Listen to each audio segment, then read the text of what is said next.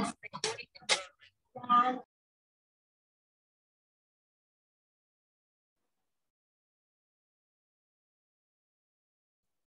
morning, student. Am I audible? Yes, all of you. Yes, student. Am I audible? Yes or no? Yes, ma'am. Okay. Okay. See here. The chapter which we have started, chapter number 11, money and prices.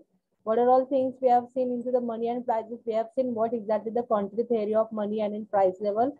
And for that concept, to understand this concept, there are two approaches are there. The first one was the classical cash transaction approach, and then the neoclassical cash balance approach. Okay. So we have done with the classical cash transaction approach, in which we have seen the Fisher's equation of exchange. Okay. So here in the classical cash transaction approach, the money function is being taken as a medium of exchange. ठीक है, तो उन्होंने ज्यादा important दिया है. तो उनके हिसाब से जितना हम लोग वॉल्यूम ऑफ ट्रांजैक्शन करेंगे, जितना हम लोग मनी जितना सर्कुलेशन में रहेगा, उसके according the price level will going to change. इसके according the inflation and deflation will going to happen there. And again, then we have seen that there are certain drawbacks for this Fisher equation of exchange. Like उन्होंने बस वहां पे importance दिया गया था quantity of money and the price level को, बाकी चीजों को उन्होंने ज्यादा इंपॉर्टेंस नहीं दिया है करके. That all part we have seen here. Okay.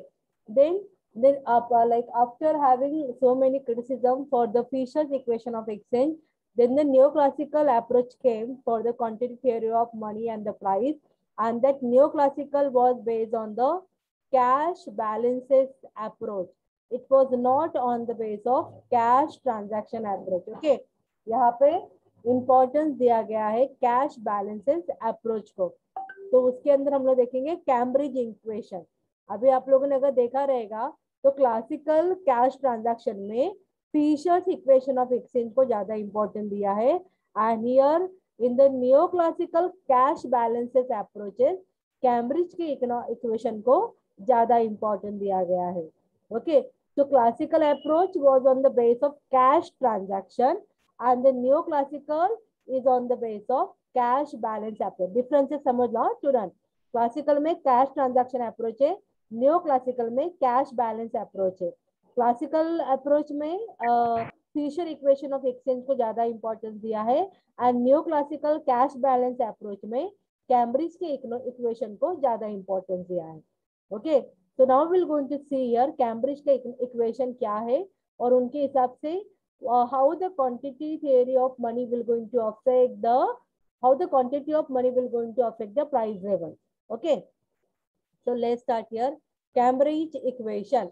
The Cambridge ये थोड़ा सा blurred है, but anyway I am reading here so it will not be so difficult for you to understand. Okay. So the Cambridge version of quantity theory of money was first developed by Alfred Marshall and later modified by A.C. Pigou and D.H. Robertson. Since all these economics were from the Cambridge University, their version of quantity theory came to be known as the Cambridge version. This version is an improvement over the classical cash transaction approach. The cash balance approach provided the basis for Keynes to develop his famous liquidity preference theory of money. Okay. Now you will going to see here the name has been given as Cambridge equation. Okay. So Cambridge का जो Cambridge equation है उसका जो quantity theory of money है, वो जो quantity theory of money concept सबसे पहले जो डेवलप किया गया, that was by the Alfred Marshall. उसके बाद में मार्शल के बाद में उसको फिर से थोड़ा मॉडिफाई किया गया by A.C. Pigou and then later on by the D.H. Robertson. यहाँ पे एक चीज कॉमन थी, like this all economics were belong to the Cambridge university and therefore this version is called as a Cambridge equation. ठीक है, Cambridge version इसको कहा जाता है. इस क्वांटिटी मतलब new classical cash balance approach में इसको कैम्ब्रिज इक्वेशन क्यों कहा गया है, बिकॉज जो इकोनॉमिक्स ने इनके ऊपर वर्कआउट किया, उनको मॉडिफाई किया, डेवलप किया, कुछ चेंजेस किए, तो वो सारे इकोनॉमिक्स कैम्ब्रिज यूनिवर्सिटी से ही अपना मतलब उन्होंने अपना डॉक्टरेट लिया था करके उनको कैम्ब्रिज वर्जन करके कहा गया है ये इक्वेशन को. ओके. दिस वर्जन, ये जो वर्जन है, it is totally the improvement over the classical cash transaction approach. मतलब ये क्यों बना? बिकॉज जो भी क्लासिकल कैश ट्रांजैक्शन अप्रोच में जो जो ड्रॉबैक्स थे उसको ये वर्जन में थोड़ा इम्प्रूव किया है. ओके और इसी वर्जन के बेस के ऊपर जो केन्स ने अपना थियरी बनाया था, liquidity preference theory of money, वो वहां पे फेमस हो गया था. तो आपको पता है ना liquidity preference theory of money, मतलब लोग पैसा क्यों रखते हैं? तो लोग पैसा एक तो लिक्विडिटी पर, सॉरी, प्रिकॉशन के लिए रखेंगे, या फिर ट्रांजैक्शन के लिए रखेंगे, या फिर स्पेकुलेटिव मोटिव के लिए रखेंगे. ये आप लोगों ने पढ़ा हुआ है liquidity preference theory of money. Okay तो ये जो थियरी है उसका जो बेस है, it is totally on the basis of your Cambridge equation. यहाँ तक फर्स्ट पैराग्राफ समझे आपको स्टूडेंट क्या बताया गया करके? फर्स्ट पैराग्राफ में ये थियरी का नाम क्यों कैम्ब्रिज इक्वेशन कहा गया है, कौन कौन इकोनॉमिक्स ने क्या किया करके, all this are clear to you? Yes. Yes, ma'am. Now the next one here. According to the Cambridge version, people demand to hold money not only for transaction but also because of money function as a store of value. Therefore, real demand for money is for transaction and as well as for the other purposes. When money is held or hoarded, it has a utility as it acquires wealth value. The amount of cash balances held by the people is determined by their is determined by their real value or the purchasing power of the balances held. People will want to hold money not for money's sake, but for the command that money has over real resources and goods here. Okay. So जैसे मैंने आपको already पढ़ाया था liquidity preference theory of money, तो उसके अंदर मैंने आपको पढ़ाया था कि जैसे कि स्पेकुलेटिव मोटिव के लिए, देन अगेन प्रिकॉशनरी के लिए, ट्रांजेक्शन के लिए लोग पैसा अपने हाथ में रखते हैं. तो उसके अंदर ट्रांजेक्शन तो ऐसा फंक्शन था कि जहाँ पे money is acting as a medium of exchange. Okay transaction under precaution में. लेकिन जब हम लोगों ने स्पेकुलेटिव की बात की तो स्पेकुलेटिव में क्या होता है, स्टोर ऑफ वैल्यू का इंपॉर्टेंस दिया गया करके. तो this is what they are trying to say here. यहाँ पे कैम्ब्रिज वर्जन में क्या इंपॉर्टेंस दिया? Cambridge version is not only taking money function as a medium of exchange, even they are giving the importance to the money function as a store of value also. So sometimes people are only keeping the cash balances with them because शायद उनको future का जो भी changes होने वाला है उसका advantage लेना है, या उनको पता है कि पैसा अपने हाथ में रहेगा. So like they will go whenever they need, whenever they are in the requirement of that money, so it will going to satisfy their needs. So that money has that kind of a command. Okay तो ये उनका point of view था. Then taken together, the community's total demand for cash balances. Taken together, the community's total demand for cash balances constitute a certain proportion of the country's real national income. This proportion is represented by the letter K in the Cambridge equation.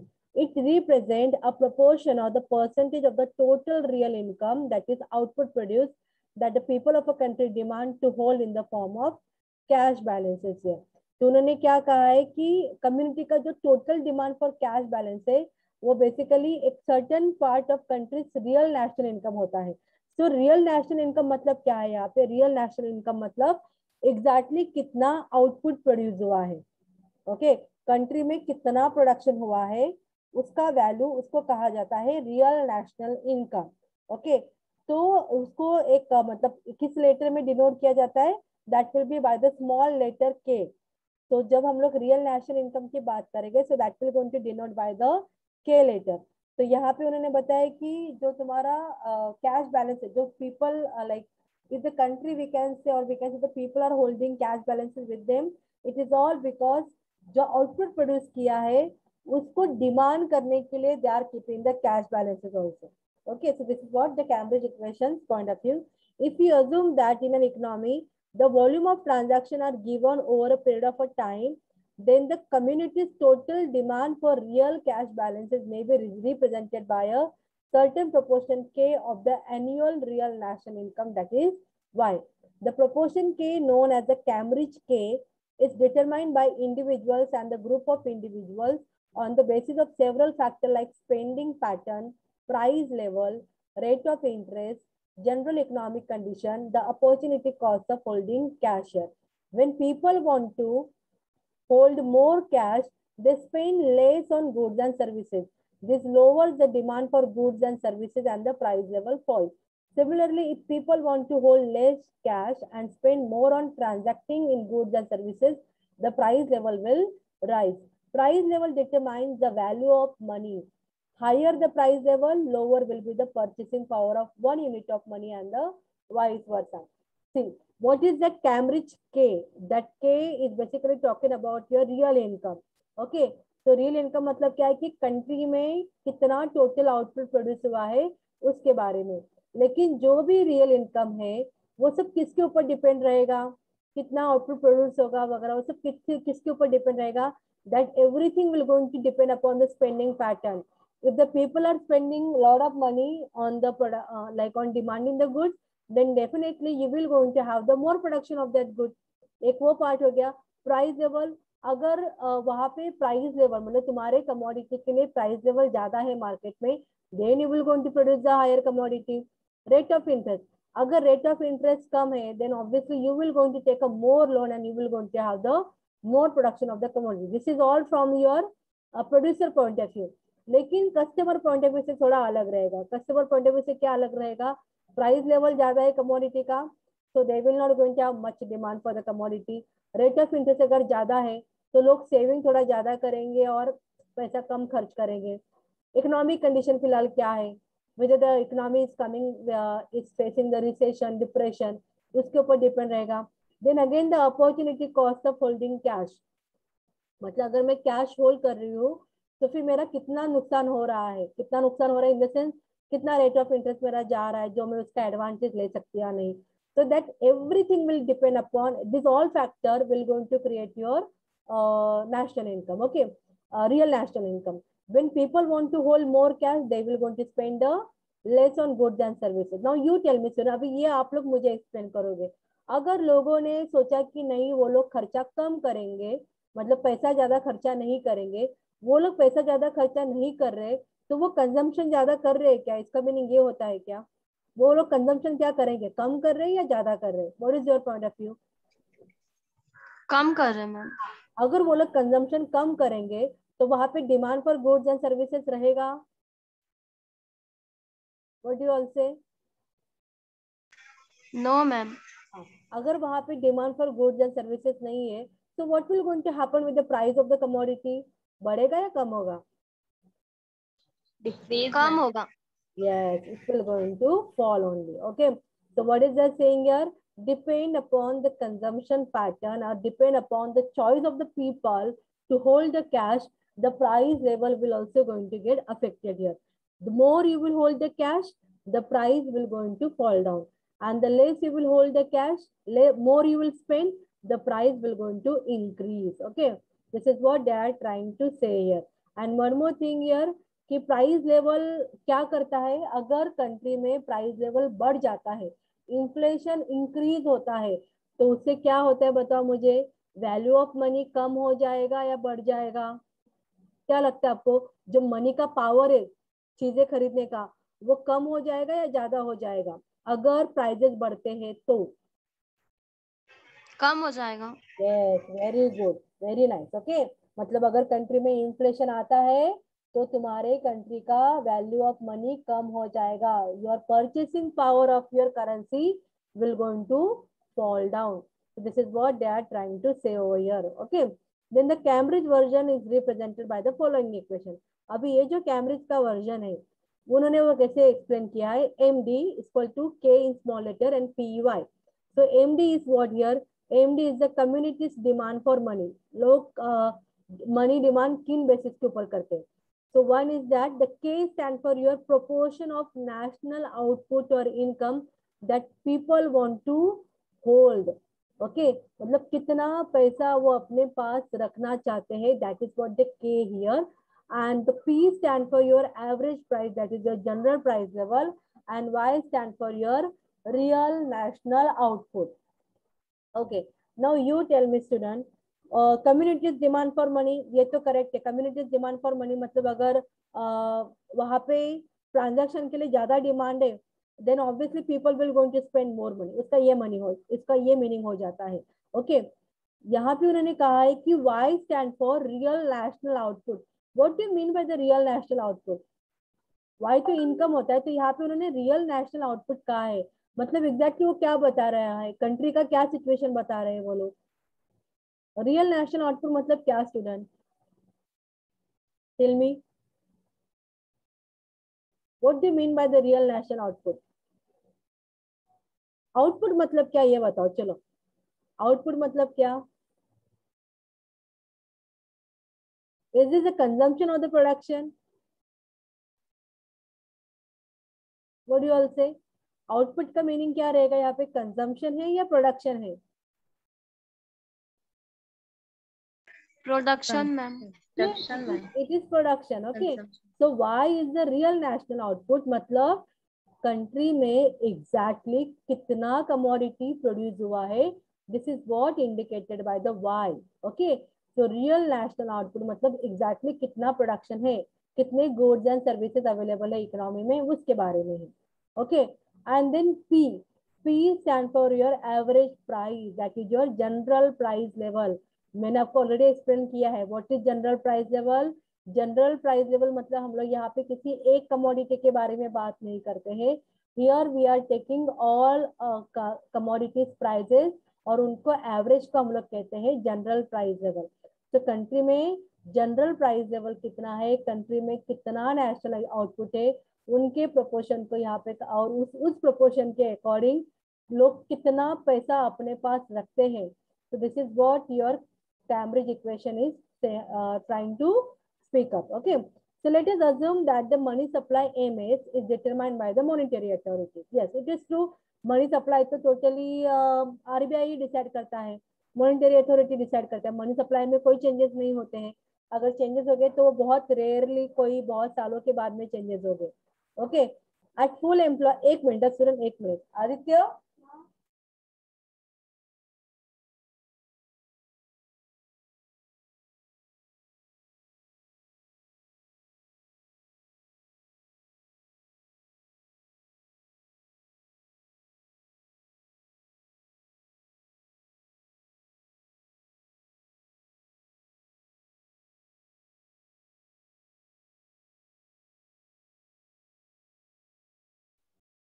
okay, see here. So we are assuming that the money supply is been determined by the RBI. Okay, at full employment equilibrium, supply of money is equal to the demand for money.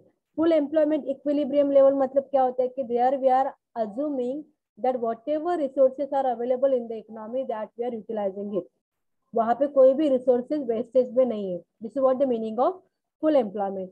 तो जब ये situation होता है, so at that time your supply of money will be equal to your demand for money. So that is M is equal to M D. Okay, so M is standing for what, M is standing for your K P Y. Okay, के आपको पता है, it is the proportion of national output और income that people want to hold. मतलब लोग कितना production या फिर कितना इनकम अपने पास रखना चाहता है, इसके प्रोपोर्शन को के कहा जाता है. पी मतलब है जनरल प्राइस लेवल, वाई मतलब है कि real national output. Okay, so when if I have to say P equal to what, मतलब according to this equation, according to this four equation, मतलब अगर मुझे प्राइस लेवल जानना है तो वो किसके ऊपर डिपेंड रहेगा, M upon K Y, where K and Y are independent of money supply. Yes, it is correct. लोगों का चॉइस है कितना पैसा अपने पास में रखना है, तो ये टोटली इंडिपेंडेंट है, ये लोगों का चॉइस है, यहाँ पे कुछ भी उनको ज्यादा अफेक्ट नहीं करेगा. And Y is the national, real national output, country में कितना प्रोडक्शन हुआ है वो भी एक अलग से, मतलब वो भी अपना इंडिपेंडेंट फैक्टर वहां पे कंसिडर किया है. And then M is stand for what, your M is stand for your demand for money. And then Y is constant at full employment level. Okay, P and the money supply. Okay, aim is stand for money supply, not for demand for money. Yeah, यहाँ पे aim को उन्होंने money supply करके लिया है. So P and money supply are directly proportional. If money supply is double, so will P, and if money supply is half, P will also be half here. मतलब money supply जितना बढ़ेगा उसके हिसाब से, हाँ, मनी सप्लाई जितना बढ़ेगा उसके हिसाब से जो प्राइस लेवल है वो भी बढ़ेगा. अगर मनी सप्लाई कम हो गया तो प्राइस लेवल भी कम हो जाएगा. So this is what the Cambridge equation here. लेकिन अभी हम लोग देखते हैं डिफरेंसेस कैसा दिया है दोनों के बीच में, so that it will be easy for you to understand how there is a difference between the cash balance approach and the cash transaction approach. Okay, Fisher equation based on the medium of exchange function of money. Fisher equation में medium of exchange को important दिया गया था. Cambridge version में medium of exchange को भी important दिया गया है and store of value function of money को भी इंपॉर्टेंस दिया गया है. फिशर इक्वेशन में provides a mechanical and objective relationship between quantity of money and the price level without explaining the cause of change in money and the price. Okay, but incorporates subjective human desire that play an important role in determining the price level. People want to hold cash balances as a proportion to the real income. Yes, ये correct है. Fisher equation में उन्होंने वहां पे whatever they said about the quantity of money, demand or supply and the price level, उन्होंने just ऐसे ही बता दिया कि अगर क्वांटिटी ऑफ मनी बढ़ेगा उसके अकॉर्डिंग प्राइस भी बढ़ेगा. लेकिन वो क्यों बढ़ेगा, क्या क्या रीजन रहेगा, ऐसे कैसे चेंजेस होगा, उसके बारे में डिटेल एक्सप्लेनेशन फिशर इक्वेशन में नहीं दिया है. But in the Cambridge equation they have incorporate the subjective changes also. What they are saying here कि जो कैम्ब्रिज का इक्वेशन है वो तुम्हें क्लियरली बताएगा कि depend upon the economical situation कि कितना उनका इनकम है, लोगों का इनकम कितना है और उनका मतलब वो उसमें से कितना पार्ट अपने पास कैश में रखना चाहते हैं वगैरह. तो वो सब एक ह्यूमन साइकोलॉजी होता है. तो वो सारी चीजों को उन्होंने कैम्ब्रिज इक्वेशन में इनकॉर्पोरेट किया हुआ है. Then Fisher equation gives emphasis to the supply of money in determining the price level. अच्छा, मतलब फिशर इक्वेशन में जो सप्लाई ऑफ मनी को इम्पोर्टेंट दिया गया है, बट कैम्ब्रिज इक्वेशन में सप्लाई ऑफ मनी उसके side by side demand for money को भी इम्पोर्टेंस दिया गया है to determine the price level. Then Fisher equation does not consider the wealth aspect of money, only consider the money for transaction purpose. And here Cambridge equation also consider the wealth aspect of money as well as the transaction also. उसको भी वो ध्यान में देता है. And it also talk about benefit of holding money as it requires the wealth value. मतलब store of value को यहाँ पे importance दिया गया. एकदम सिंपल वर्ड में अगर मुझे बताना है आपको कि what is Cambridge equation and what is Fisher equation, तो आप सिंपल वर्ड में कैसे बोल सकते हो कि Fisher equation is only taking medium of exchange function of money into consideration, and Cambridge equation takes the medium of exchange as well as store of value functions of money into consideration. Next आपको ये बताना है कि Fisher equation में उन्होंने वहां पे relationship बताया है कि supply of money will going to determine the price level. Okay, इसके बारे में उन्होंने बताया है, लेकिन वो कैसे डिसाइड होता है, that clarity has not been taken into consideration. Okay, but in the Cambridge equation उन्होंने ये बताया है कि supply of money and price level they are interrelated, but with that there are human behaviour also. उनका thinking भी रहता है कि उनसे रिलेटेड कुछ फैक्टर रहते हैं कि उनका मतलब कितना पैसा होल्ड में रखना चाहिए, कितना पैसा खर्च करना चाहिए, what is the purchasing power of money, that all factor is being taken into consideration. तो यहाँ पे आप बोलोगे कैम्ब्रिज इक्वेशन के लिए कि यहाँ पे demand for money and supply of money दोनों को एक साथ कंसिडर किया है to determine the price level. ठीक है, ये सारे फैक्टर्स को उन्होंने कंसिडर किया है. This are the two most important point for this two equation. यही उनमें मेजर डिफरेंसेस है. एक में मीडियम ऑफ एक्सचेंज है और दूसरे में दोनों फंक्शन है, मीडियम ऑफ एक्सचेंज भी है, स्टोर ऑफ वैल्यू भी है. एक में only the supply of money and the price level को डिटरमाइन किया है, और कैम्ब्रिज इक्वेशन में demand for money, supply of money दोनों को कंसिडर किया है to determine the price level. Are you getting me student? समझ में आ रहा है आप लोगों को दोनों इक्वेशन का क्या डिफरेंसेस है करके? Yes or no? Yes. Now we'll go to see the criticism. अभी हम लोग देखते हैं कि कैम्ब्रिज इक्वेशन, जैसे हम लोगों ने देखा कि फिशर इक्वेशन में बहुत सारे क्रिटिसिज्म आए थे. फिशर इक्वेशन में बहुत सारे क्रिटिसिज्म थे करके कैम्ब्रिज इक्वेशन को बनाया गया. Okay, now we will go to see कि कैम्ब्रिज इक्वेशन भी पूरी तरह से अच्छा है क्या या उसमें भी कुछ ड्रॉबैक्स है. So the first we will going to see here, though the Cambridge version is an improvement over the classical version on the quantitative theory, it suffers from the following drawback. The first one here, ignores factor that change price level. The Cambridge version only explained that changes in demand for money will bring about changes in the price level, but it does not explain clearly the factors that bring about the changes in demand for money and therefore the price level. Yes, भले मैंने कहा कि demand for money and supply of money वहां पे ये दोनों factors को consider किया गया है, लेकिन उन्होंने क्लियरली एक्सप्लेन नहीं किया है कि लोगों का डिमांड फॉर मनी कब चेंज होता है और उसके वजह से प्राइस लेवल कैसे चेंज हो रहा है. That they are not able to explain it very clearly, but they are saying कि yes it will depend upon the people choice of holding money. लेकिन people choice of holding money ये क्यों होता है, उसका क्या रीजन हो सकते हैं, उसके बारे में यहाँ पे क्लियरली एक्सप्लेन नहीं किया है. This is their first drawback. Then the second one here does not take into account the motives for holding money. The theory ignores the different motives for holding cash balances, one of the most important being the speculative motive. Speculative demand for money explain the role of interest rate in determining the demand for money. This important aspect is not considered in the Cambridge version. Yes, it is true. Though we are saying like they are considering the store of value function of money, but with that help store of value हम लोग कब करते हैं, when we are thinking about the speculative. जब हम लोग future का कुछ अंदाजा लगाते हैं कि फ्यूचर में कुछ ऐसा हो जाएगा, so at that time I will going to invest my money.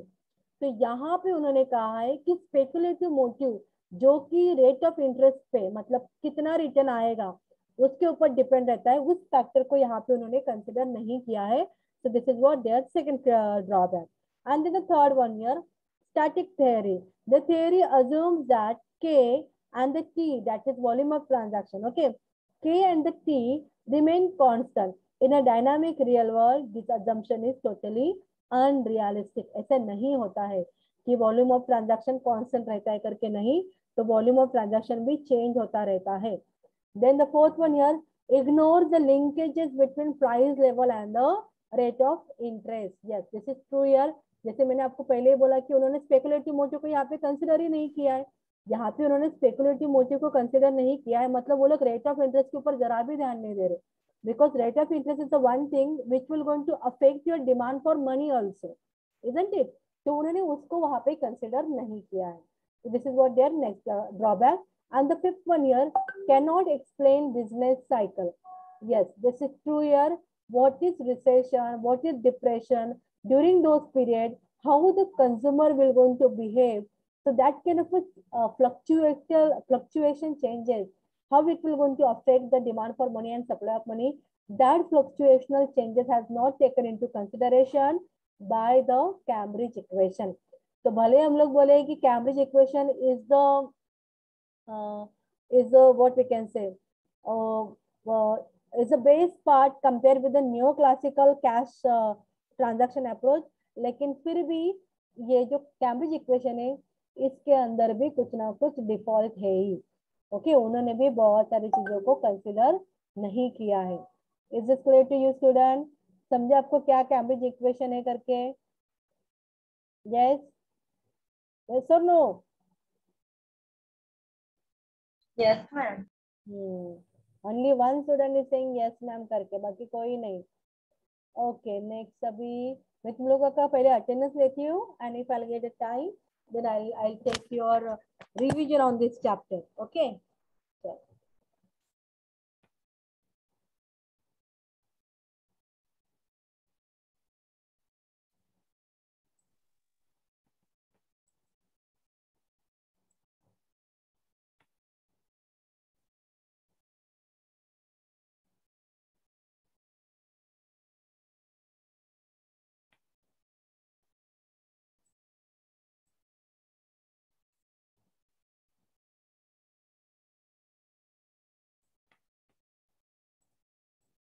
और फटाफट फटाफट देखो सब लोग अपना रोल नंबर लिख के रखो, अपने नाम के इधर रीनेम करके रखो. आपको रोल नंबर वगैरह बराबर से लिखो तो मुझे ज्यादा डिफिकल्टी नहीं आएगा.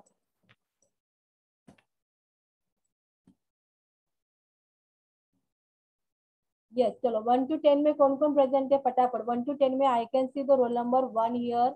I can see 1, then 2, then 3, then 6. I can see 6 के बाद में I can see 10 roll number. और कोई बाकी है इसके अलावा? इतने लोग दिखे मुझे। ओके, उसके बाद में from roll number 11 to 20 I can see the roll number here. तो एक 11 to 20 में मुझे कौन दिख रहा है यहाँ पे?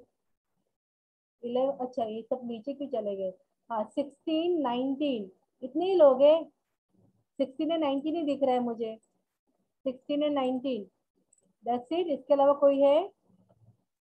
So I'm assuming nobody is there. From roll number 21 to 30, I can see roll number 21, then roll number 23, 24, 25, 27, then I can see 29, 30, 29, 30. Okay, that's it. Is there anyone else apart from this? No one. Okay. Then from 31 to 40, I can see the roll number here. 31, 32, 34, 36, 39. Is there anyone else? कोई नहीं है. Okay. Now then from roll number 41 to 50 में I can see roll number 41, then 47, 49 और 43. okay 43 और कोई है? इसके अलावा कोई है? मैम 40. 40 40 रोजाना. Okay. Yes. From roll number 51. Yes, ma'am. 51 to 60 I can see the roll number. काय झालं? हा ठीक आहे, झालं टाकलं म्हणे. हा मी नंतर घेते थांब. 51 to 60 में I can see the roll number here. 51 and then 54, then 56, 57, 60. then 60. Okay Pawan. Okay चलो ये हो गया. देन 61 to 70 में मुझे दिख रहा है यहाँ पे रोल नंबर 61, 62, 63, 64, 65, 66. उसके बाद में है 67. ये वाला ग्रुप बहुत अच्छा है, सब लोग प्रेजेंट है. few students are absent only. Very nice. 61 to 70, very good group. Okay. Then from 71 to 80 में I can see roll number 75 and 76. 76, then 77 and then 79. कोई और है इसके अलावा? Is there anyone else? नहीं, कोई नहीं. चलो देन यहाँ पे रोल नंबर 9 भी है. साक्षी इज देयर. साक्षी को मैंने नहीं दिया तो साक्षी को दे देती हूँ. 89, मैम. ये रुको अभी आने दो मुझे वहां तक. 89 तक ना. रुको मैं अभी तक 80 तक ही हूँ. चलो 81 to 90 में I can see the roll number here. 81, 82 and then 85, 86 and as you said 89. Okay और कोई है इसके अलावा? मैम 90. 90. ओके अभिषेक. चलो then from 91. Ma'am 88. 88 Saba. Okay Saba दे दिया. और कोई है 81 to 90 में? Okay this many only. Then from 91 to 100 में मुझे यहाँ पे रोल नंबर दिख रहा है 92, 95 एंड 97. और कोई है इसके अलावा? और कोई है? चलो कोई नहीं. अभी 101 में से 101 से लेके 110 तक मुझे एक भी नंबर नहीं दिख रहा है. चलो बोलते जाओ फिर कोई है तो. 101 से लेके 106. हाँ बोलो. 101. 101. ओके विकास और बताओ और कौन है? 106. 102 मैम. ओके 102. नेक्स्ट बोलो बोलो. 106. 106. ओके सुजल. इसके बाद में 105. 105 निकिता. ओके और 107, मैम. Okay Deepa given. और बताओ बोलो जल्दी जल्दी. सूफिया. सूफिया का है 120. मैम. हाँ सूफिया 20 मैम. 120. 120 ना. ठीक है रुको. 120. What is your name? Sandipa Adsule. Sandipa ना. संदीपा. संदीपा बराबर लिख रही हूँ मैं देखो. हाँ ma'am.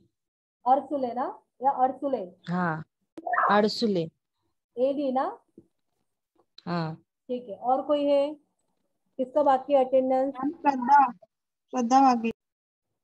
What's your name? Shraddha. Shraddha roll number क्या बेटा आपका? 100. ओके 111 को दिया. और कोई बाकी है जिनका नहीं हुआ? ये 117 भी है ना. अमित क्यों नहीं बोल रहा है? Amit is there. 111 को दिया मैंने. हाँ 111 को दिया, 120 अर्सुले को दिया, उबाले दर्शना को दिया है मैंने, दर्शना, यस दर्शना को दिया। अभी तुम लोग बोल नहीं रहे हो, तुम लोग को चाहिए नहीं लगता है। निकिता को दिया, सुजल को दिया, 107। मैम 1 कौन 11?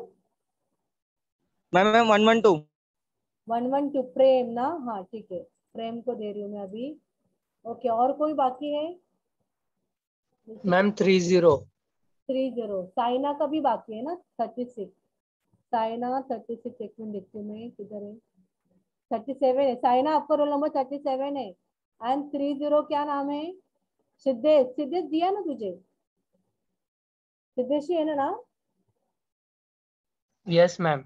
हाँ, और किसी का नहीं बाकी है ना, कि सबका हो गया? Ma'am 57 Monday present. 37 is present. Hello. हाँ साइना दिया दिया दिया, साइना दिया। यस। मैम हाँ मैम रोल नंबर 57 मंडे को प्रेजेंट थी। नंदनी ना, ओके नंदनी, यस ठीक है चलो और बोलो। Ma'am I was present in last lecture. What's your name? Sharizwana, roll number 77। Last lecture, okay. Next बोलो, नेक्स्ट और कोई? मैम मैं भी प्रेजेंट थी, ज्योति। और रोल नंबर बोलो जल्दी से, टाइम खत्म हो रहा है। 56। 56। ओके चलो चलो, I am ending the lecture student, less than 1 minute is showing here. Bye. Ma'am मैं भी प्रेजेंट था मंडे को। हाँ सब लोग अभी 25। हो गए मंडे को। मंडे को दिया है ना मैंने, मंडे 2nd, ओके वेट। चलो गिवन, अभी कोई नहीं बोलेगा मैं भी प्रेजेंट था करके। बाय।